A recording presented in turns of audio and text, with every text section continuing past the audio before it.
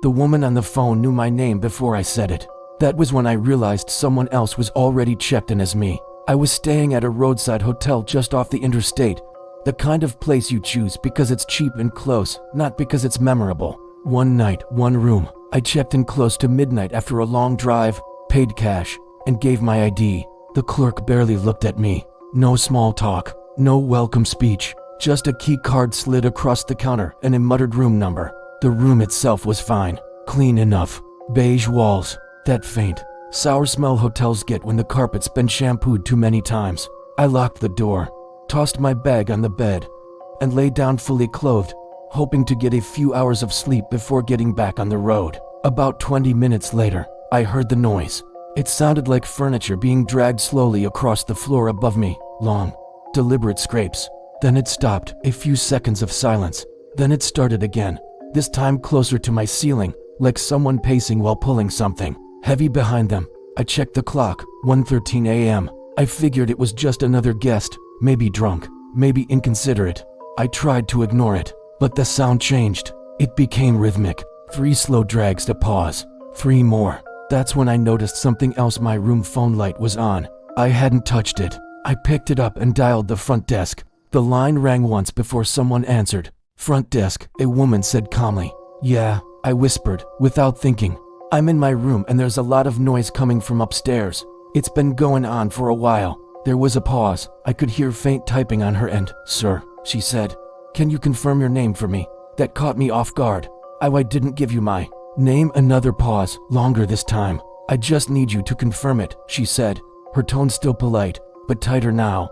I told her my first name. She stopped typing. Then she said, very carefully, that's strange, because according to our system, you already called 10 minutes ago. I felt my stomach drop. No, I didn't. She didn't respond right away. When she spoke again, her voice was quieter. The caller identified himself as you, she said. Same room number, same name. The scraping sound upstairs stopped. I think someone might be messing with me, I said. Or maybe your system glitched, sir, she said.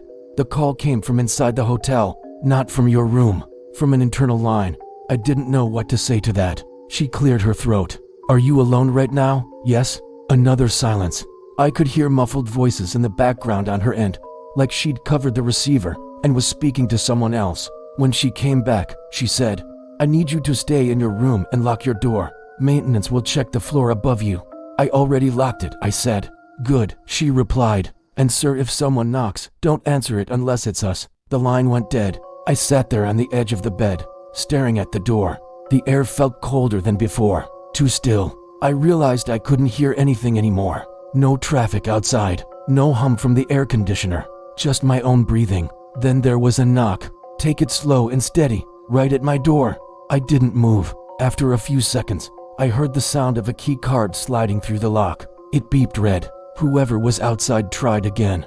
Red again. Then they leaned close to the door. I could hear breathing on the other side. My phone rang. I jumped and answered it without thinking. Sir, the front desk woman said, her voice shaking now. Where are you? In my room. I whispered. Someone's at my door. That's not possible, she said. You're standing at the front desk right now. The breathing outside stopped. I heard footsteps retreat down the hallway. I don't remember leaving the room. I don't remember packing. I just remember standing barefoot in the lobby, shaking, while the clerk stared at me like she'd seen a ghost. She showed me the security footage. At 1:02 a.m., a man who looked exactly like me walked into the hotel. Same clothes, same face. He checked in. He smiled at the camera. Then, at 1:15, he walked down the hallway toward my room. The footage cut to static before he reached the door. The clerk asked me again to identify myself. I didn't answer. I just left. I still get calls sometimes late at night from numbers that don't show up on my phone. When I answer, no one speaks, but I can hear faint typing and breathing, like someone is checking to see if I'm still here.